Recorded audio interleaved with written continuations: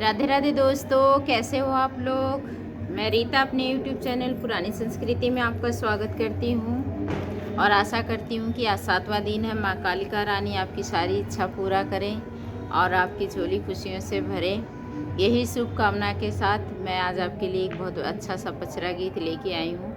अगर पसंद आए तो लाइक शेयर ज़रूर करना, कमेंट बॉक्स में ज़रूर बताना कैसा लगा मेरा ये गीत।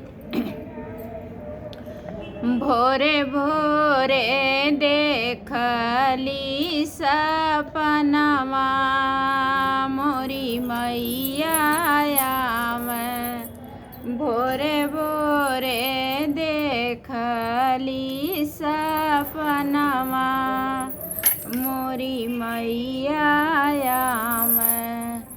शेर पे सवरिया करके ढाली तलवरिया लेके। शेर पे सवरिया करके ढाली तलवरिया लेके। घूमने सगरी नगरिया मोरी मैया मैं। घूमनी सगरी नगरिया बड़ा प्यारी लागे। भोरे भोरे देखली सपनवा मोरी मैया मैं। एक हाथे कलशाली हले दूसरे दिया नमाली हले। एक हाथे कलशाली हले दूसरे दिया नमाली हले। कलशा पे बराला दीवनवा बड़ा सुंदर लागे। कलशा पे बरेला दियनवा बड़ा सुंदर लागे।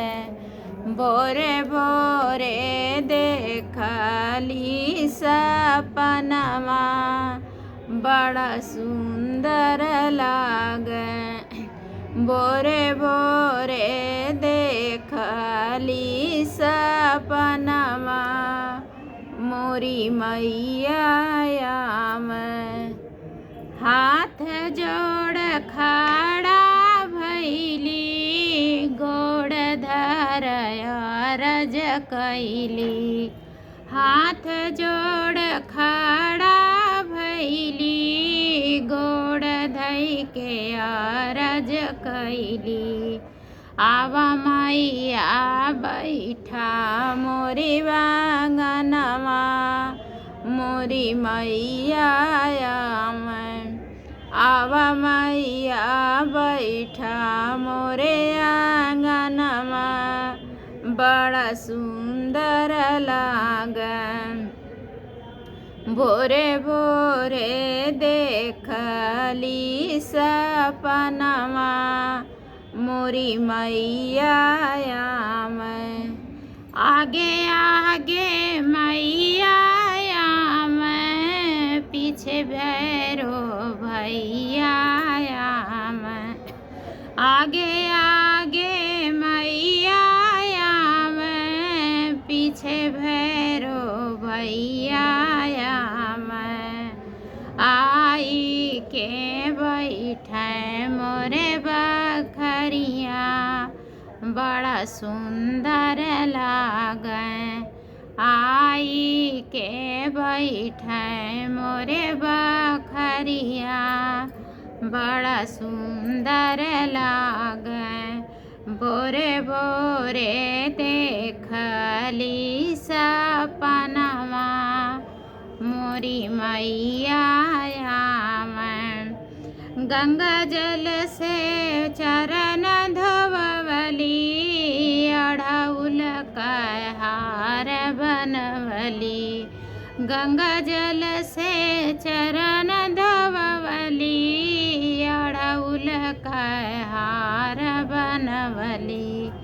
रची रची भोगवा लगवली मोरी मैया मैं रची रची भोगवा लगवली बड़ा सुंदर लागे भोरे भोरे देखली सपनवा जुड़ायल मनवा। कैसा लगा मेरा ये गीत बताना आप लोग।